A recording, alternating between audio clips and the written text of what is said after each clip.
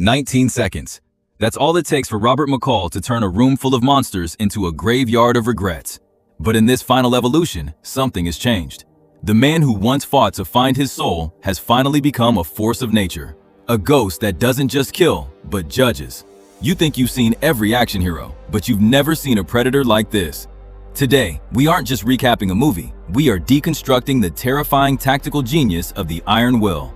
We are going deep into the shadows of Sicily to reveal why Robert McCall is the most dangerous entity in cinema history. Stay tuned, because by the end of this video, you will never look at a stopwatch or a shadow the same way again. This is the final reckoning. This is Iron Will, Part 4.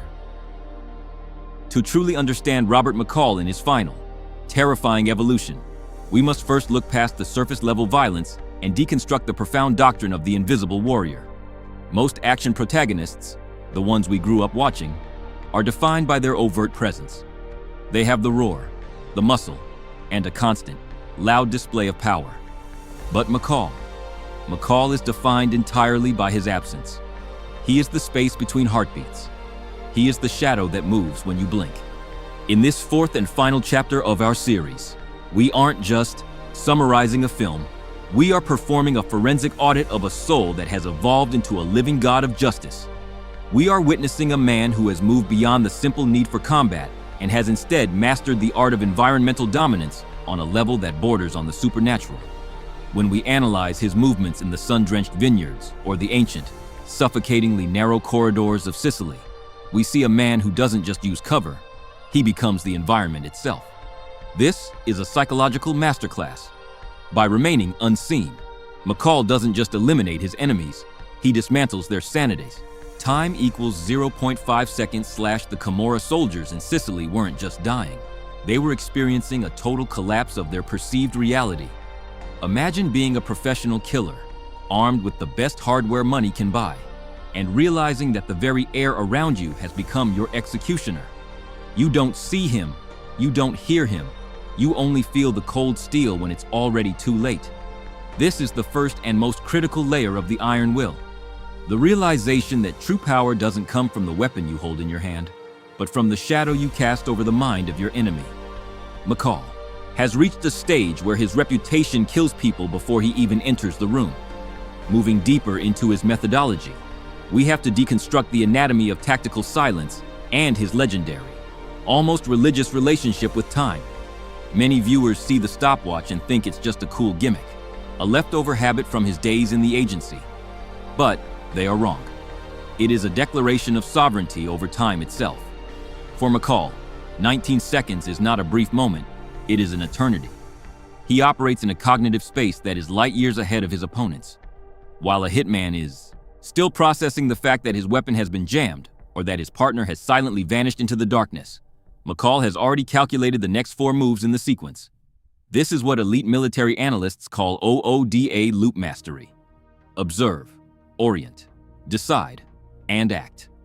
McCall completes this cycle so fast that he effectively stops time for everyone else in the room. We see this in his eyes, the way they scan a room not for threats, but for improvised assets. A spoon, a belt, a heavy glass, a wine bottle, or even a simple tea bag. These aren't just everyday objects to him, they are vectors of lethal force. In this analysis, we realize that McCall's greatest weapon isn't his training or his CIA background, it's his uncanny ability to remain perfectly calm in the absolute eye of a storm. He has suppressed his ego so completely that fear has no place to take root. He has become a surgical instrument, and the criminal underworld is merely his operating table. He doesn't panic, he doesn't rush, and he never makes a move that hasn't been pre-calculated to the millisecond. Furthermore, time equals 0.3 seconds / greater than McCall understands the theater of fear better than any predator on Earth. In his final evolution, he uses fear as a tactical multiplier, staging a performance rather than just a fight. When he leaves bodies for others to find in specific, haunting poses, it isn't out of a sense of cruelty, it is strategic communication. He is speaking a language that monsters understand, the language of absolute consequence. In the villa of the Quaranta brothers, McCall turns a home into a tomb before he even touches the targets. He cuts the lights, he manipulates the sounds, and he uses the religious, almost gothic atmosphere of the Italian town to create a sense of divine retribution. He makes professional killers feel like helpless children lost in the dark. This is a sophisticated form of psychological warfare that breaks the spirit long before the physical body is destroyed. He forces his enemies to wait for their death, and in that waiting, they realize they are powerless. This is why the Iron Will is so respected and feared. It is the power to force a monster to look into the mirror and finally feel the terror they have spent their lives inflicting on the innocent. Time equals 0.5 seconds. He isn't just killing them, he is making them acknowledge their sins before they leave this world. It is a form of dark ministry, where the stopwatch serves as the final countdown to judgment. But the most profound shift in this final stage of his life is the transition from a one-man army to an architect of legacy. For years, McCall was a lone wolf, a man who lived in the shadows and avoided any real human connection to protect himself and others. But by mentoring Emma Collins, McCall is ensuring that the scales remain balanced long after he disappears from the map. This isn't just about passing on intelligence files or tactical secrets. It's about passing on a philosophy. He is teaching the next generation that justice requires a cold heart but a warm soul. He is showing her that you can't save everyone, but for the ones you can, you must be willing to go to the ends of the earth. Throughout the entire trilogy, we saw him searching for meaning in the pages of classic literature, searching for himself in Hemingway, Proust, and Cervantes. But in the end, he found his answer not in the books, but in the simple, everyday people of Altamonte. He realized that the ultimate equalizer isn't the man who kills the bad guys, but the man who protects the good ones.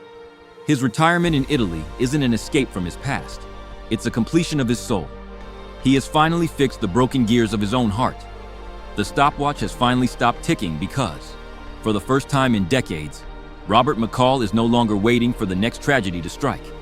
He has reclaimed his humanity by becoming a ghost that finally found a place to haunt in peace. As we close this chapter on the Iron Will of Robert McCall, we are left with a singular, inescapable truth. Balance is not something you find. It's something you must have the courage to create. McCall created it with blood, with shadows, and with an unshakable moral compass that never once wavered, even in the darkest of times.